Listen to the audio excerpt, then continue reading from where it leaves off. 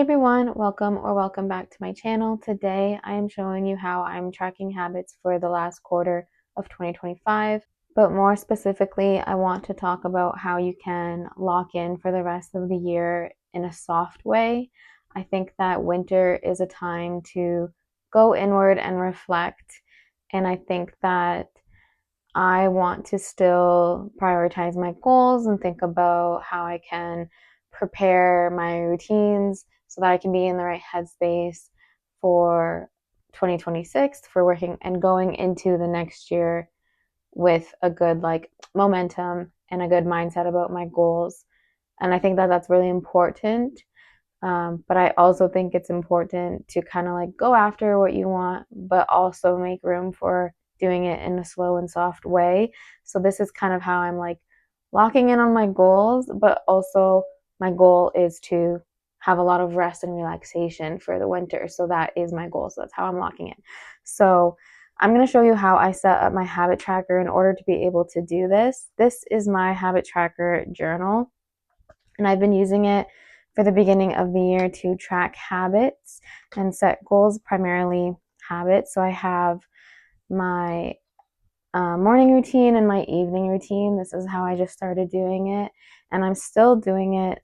I turned the notebook this way so that I could do my 90-day challenge, which is my quarter 4 goals. But again, I'm still doing my morning and evening routines, and I just set up my one for next week. So I've turned it this way for quarter 4. And then I have a list of what I'm doing for the next quarter.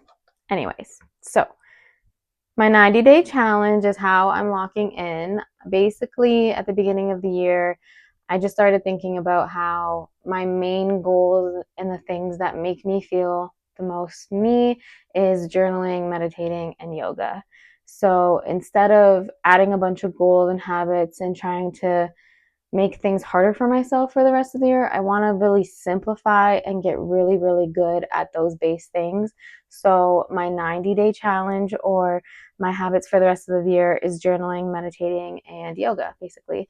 So the way that I'm tracking this is that each color represents something different and each box represents the habit. So basically, this is the week number, and then it's Sunday. The first box is if I journaled, the second box is if I meditated, and the third box is if I did yoga. So if I did the bare minimum of my goal, then I'll get purple. And if I hit my goal, then I'll get pink. And if I went above and beyond my goal, I'll get a yellow dot. So this is kind of what it's looked like so far.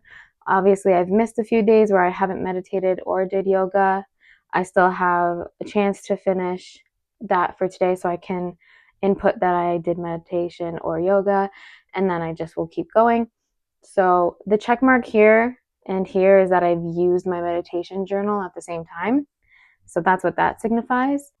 What I really like about this setup is that I'm able to do the bare minimum of my goal, hit my goal, or go above and beyond my goal. And I think that challenging yourself to track just the bare minimum of your goal is actually really motivating. I'm challenging myself to do this for 90 days, which means it is a challenge. I think normally my mindset about 90-day challenges or 100-day challenges is that I really have to be perfect the whole time.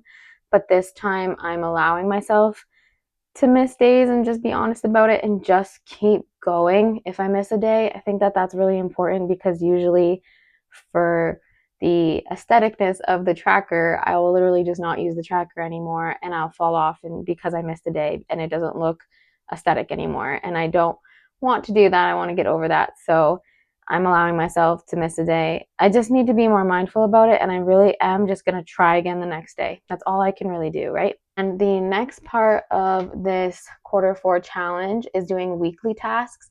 There are things that I really want to get done more often, but having them in my daily tracker is just a bit too much pressure. And I think these habits are bare minimum once a week. If I do them once a week, I'll be happy. So I just wanted to track them once a week.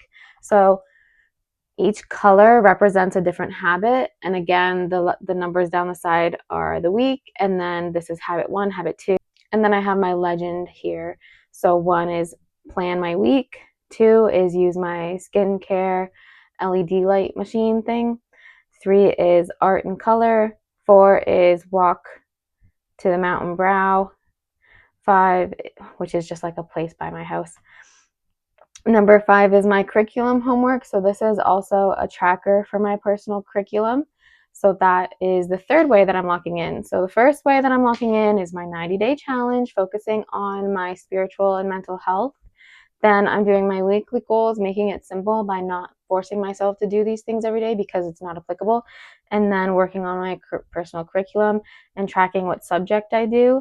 And this flips out, and these are the subjects that I'll do. And then at the end, I'll write some notes about how it went in that space there. But continuing on, I want to do a YouTube video a week, read for 30 minutes a week, use my yoga swing once a week, and I'm doing something that I like to call joy exposure therapy, which means that I just want to spend, and this is once a week, I just want to spend like the length of a song, like dancing and feeling as much joy in my body as I can to like expose myself to like it's okay to feel joy. I don't know. It's this thing I'm trying. And then the last one is picking a tarot or oracle card. And then I have a page just kind of like explaining how I'm doing this. So my bare minimum for journaling, my goal for journaling and going above and beyond, bare minimum for meditation, my goal and going above and beyond, and same thing for yoga, and then me explaining my weekly goal so that I know what each of them mean. And then because my goal for each week is to plan my week, I'm going to be doing my morning routine tracker and my evening routine tracker, and then I'll write a note about it at the end of the week. So that is how I'm locking in for the rest of the year in a very soft way, making sure that I'm being intentional and paying attention to the goals that I want to achieve and kind of slowing down and making it more doable for me so that I can have that confidence and momentum going into 2026. Thank you guys so much for watching. Bye.